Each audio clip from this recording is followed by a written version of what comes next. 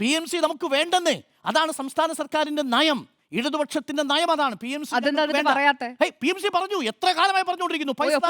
ഒറ്റ കാര്യമുള്ളൂ, പൈസ തന്നാൽ PMC ഞങ്ങൾക്ക് വേണ്ട, എടുത്തോണ്ട് പൊക്കോ. PMC എന്തിനാ നമുക്ക്? PMCയേക്കാൾ മികച്ച സ്കൂളുകൾ നമ്മുടെ കേരളത്തിലില്ലേ? PMC വരുന്നതിന് മുമ്പ് മെച്ചപ്പെട്ട റോളിംഗ് കൊണ്ടുവന്നിട്ടുണ്ട്. എന്താ PMC പദ്ധതിയുടെ പ്രത്യേകത?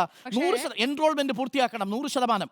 നമ്മുടെ സ്കൂളുകൾ 100% എൻറോൾമെന്റ് പൂർത്തിയാക്കി. 99.9 കേൾക്കൂ, ഇന്റർനെറ്റ് പെനട്രേഷൻ 99.5% സർക്കാർ സ്കൂളിൽ. 8-9 മാനദണ്ഡങ്ങൾ PMC സ്കൂൾ പദ്ധതിയിലുള്ളതിൽ നമ്മൾ മുൻപിലാണ്. മറ്റു സംസ്ഥാനങ്ങളിലെ ഇതിനെ അപേക്ഷിച്ച് കേന്ദ്രീയ വിദ്യാലയങ്ങളിലെ പ്രൈം മിനിസ്റ്റർ സ്കൂൾ സങ്കല്പത്തെ അനുസരിച്ച്. പക്ഷേ ഇവിടുത്തെ എന്താ പ്രശ്നം? NEPയുടെ ഷോക്കേസ് ആയിട്ട് PMC ഞങ്ങൾക്ക് വേണ്ട, അതായിരുന്നു നിലപാട്. പക്ഷേ പ്രശ്നം എന്താ? SSKയുടെ പണം തരൂല. ഈ 971 കോടി തരാൻ മറ്റെന്തു മാർഗം സുജി? അത് പറഞ്ഞു തരൂ. സംസ്ഥാന സർക്കാർ തയ്യാറാണ്. ഇതെന്താണ് ബന്ധം? ഇതാണ് യഥാർത്ഥത്തിൽ കേരളം ചർച്ച ചെയ്യേണ്ടിയിരുന്ന വിഷയം. CPI ആഴത്തിൽ ഈ വിഷയം മനസ്സിലാക്കിയിരുന്നെങ്കിൽ അവസാന നിമിഷം ഈ മുഴുവനെയും നിർത്തുമായിരുന്നില്ല എന്നാണ് മനസ്സിലാക്കേണ്ടത്. ഇത് ഞാൻ പറഞ്ഞതിൻ്റെ കാരണം, ഇതിപ്പോൾ ഈ പ്രശ്നം സെറ്റിലായിട്ടില്ല.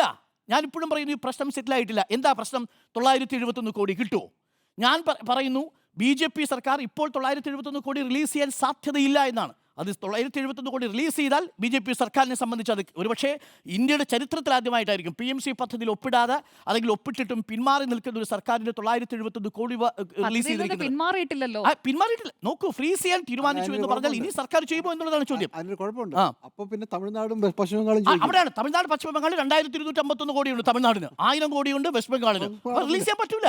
അപ്പോൾ റിലീസ് ചെയ്യാൻ പറ്റൂല. ഇതാണ് പ്രശ്നം സാർ.